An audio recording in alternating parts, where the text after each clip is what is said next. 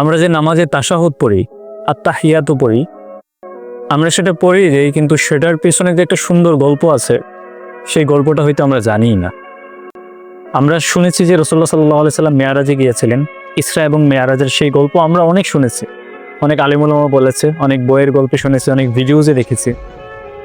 কিন্তু রাসূলুল্লাহ সাল্লাল্লাহু আলাইহি সাল্লাম আল্লাহ তাআলার সাথে ইসরা এবং মেরাজে একটা কথোপকথন করেছিলেন। সেই কথোপকথনটাই হচ্ছে তাশাহুদ তথা আত্তাহিয়াতে। রাসূলুল্লাহ সাল্লাল্লাহু আলাইহি সাল্লাম আল্লাহ তাআলার সাক্ষাতে কিন্তু আল্লাহ তাআলাকে সালাম দেন নাই, কারণ আল্লাহ রাব্বুল আলামিন নিজেই তো শান্তি দেন সবাইকে। আল্লাহ তাআলার শান্তি চাওয়াটা তো আর মানায় না, রাইট? সেই জন্য রাসূলুল্লাহ সাল্লাল্লাহু আলাইহি সাল্লাম আল্লাহ তাআলাকে উদ্দেশ্য করে বললেন যে আত্তাহিয়াতু লিল্লাহি ওয়াসসালাওয়াতু আত-তাইয়্যিবা, যে সমস্ত প্রশংসা, সমস্ত সমৃদ্ধি, সমস্ত পবিত্রতা আল্লাহ তাআলার জন্য। প্রত্যুত্তরে আল্লাহ তাআলা কি বললেন?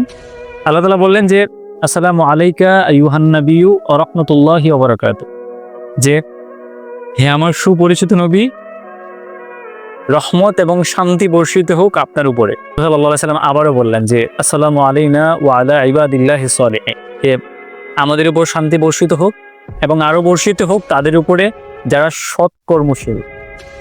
আল্লাহ তাআলা এবং রাসূলুল্লাহ সাল্লাল্লাহু আলাইহি সাল্লামের সেই কথোপকথন শুনে ফিরিশতারা সমুচ্চরে বলে উঠল, আশহাদু আল্লা ইলাহা ইল্লাল্লাহু ওয়া আশহাদু আন্না মুহাম্মাদান আবদুহু ওয়া রাসূলুহু, যে আমরা সাক্ষ্য দিচ্ছি আল্লাহ তাআলা ছাড়া আর কোনো মাবুদ নেই। রাসূলুল্লাহ সাল্লাল্লাহু আলাইহি ওয়াসাল্লাম আল্লাহ তাআলার বান্দা এবং রাসূল।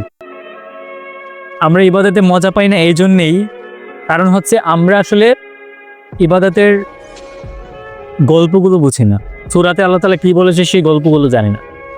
এই জন্য আজকে থেকে আমার ভিডিওটি যারা দেখেছেন তারা নিশ্চয়ই আত্তাহিয়াত পড়ার সময় সেই কথোপকথন আপনাদের চোখের সামনে ভেসে উঠবে। সেই চমৎকার দৃশ্যগুলো আপনাদের সামনে ভিজুয়ালাইজ হবে এবং আপনারাও মজা পাবেন।